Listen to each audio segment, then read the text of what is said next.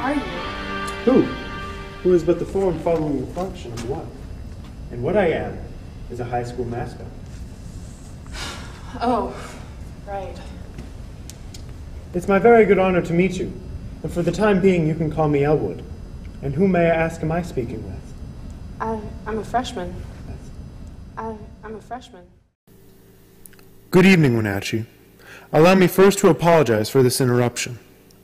I do, like many of you, appreciate the comforts of the everyday routine, the security of the familiar, the tranquility of submission. I enjoy them as much as any student.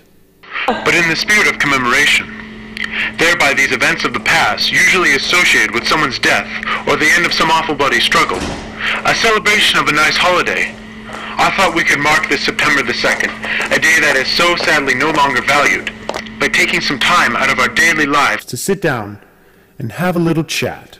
There are, of course, those who do not want us to speak. I suspect even now, orders are being shouted into telephones, and men with referrals will soon be on their way. Elwood mustn't speak. Why? Because while detention may be used in the lieu of conversation, words will always retain their power. Words offer the means to meaning, and for those who will listen, the enunciation of truth. And the truth is, there is something terribly wrong with this system. Isn't there? Cruelty and injustice, intolerance and oppression. And where you once had the freedom to object, to think and to speak as you once saw fit, you now have censors and systems of surveillance, coercing your conformity and soliciting your submission. How did this happen? Who's to blame? Well, certainly there are those more responsible than others, but the truth be told, if you're looking for the guilty, you need only look in the mirror. I know why you did it. I know you were afraid. Who wouldn't be? GPAs, transcripts, your future? There were a myriad of problems which conspired to corrupt your reason and rob you of your common sense. Fear got the best of you, and in your panic you turned to the authoritative figures in your lives. They promised you knowledge. They promised you a degree, and all they demanded in return was your silent, obedient observation.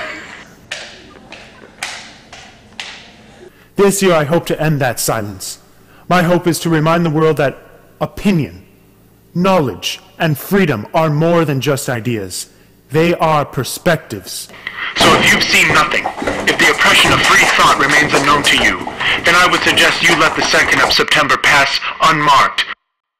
But if you see what I see, if you feel as I feel, and if you would seek as I seek, then I ask you to stand beside me this year, inside the doors of the high school, and together give them a 2nd of September that shall never be forgot.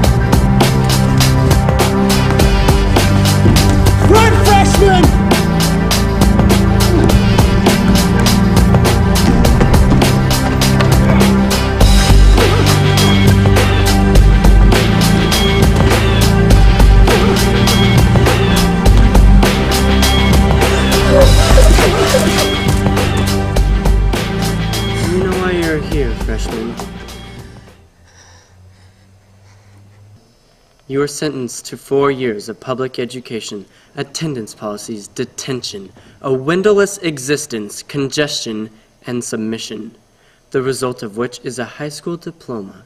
You have one chance, and only one chance, to save your life. You must deny everything you might have learned from codenamed Elwood, and give in to the pressure and knowledge from those around you, principally from your authorities. If you submit to this pressure, you will be released from this facility immediately. Do you understand what I'm telling you, freshmen? You can return to your life. All you have to do is cooperate. Process her.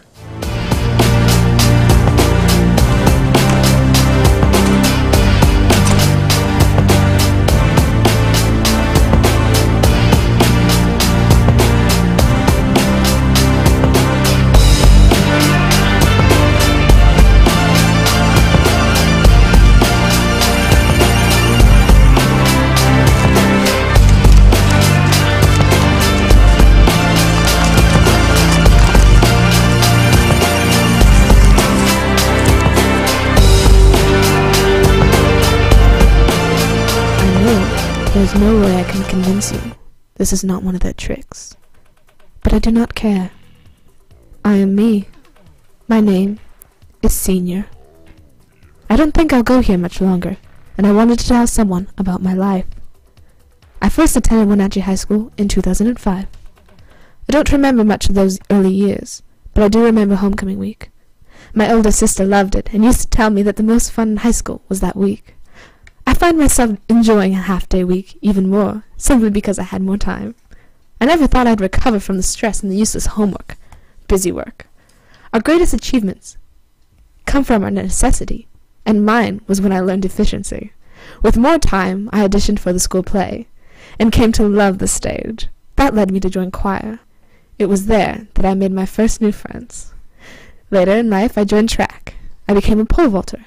But I was not satisfied with just these activities, as fun as they were. I joined clubs as well. I tried nearly every one, and eventually became an officer of art club, my first taste of leadership. It was beautiful. I knew I could never go back, and so I interviewed to become an activities coordinator. I became a film coordinator. Our souls can at times seem so little, but it is all that we really have. It is the very last inch of us, but within that inch, we are free.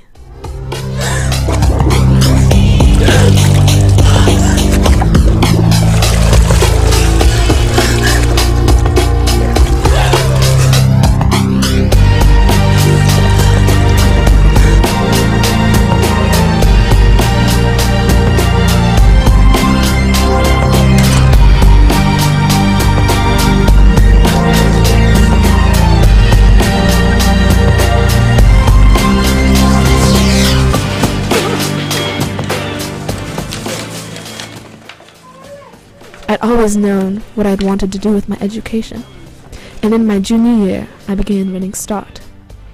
It was at that time the most important decision of my life, not because of my education, but because it was there that I was first challenged to define myself and my values, to think and to speak and write from my own convictions and knowledge, not an authority's. The first time I did, I knew I never wanted to speak any other mind but my own again. It seems so strange that my time here should end so soon. But for 4 years I had Panthers and apologized to no one. I'll die someday. Every inch of me will perish, every inch but one. An inch. It is small and it is fragile, and it is the only thing in the world worth having. We must never lose it or give it away.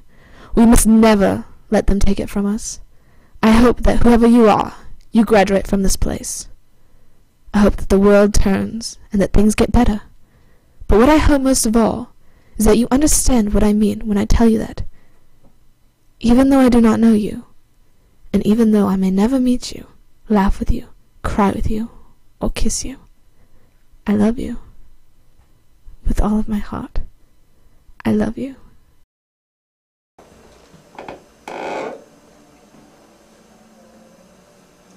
I've been instructed to inform you that you've been convicted by special tribunal, and that unless you offer your complete cooperation, you are to attend Saturday school. Do you understand what I'm saying? Are you ready to cooperate? No. It's time. Then you have no fear anymore. You're completely free.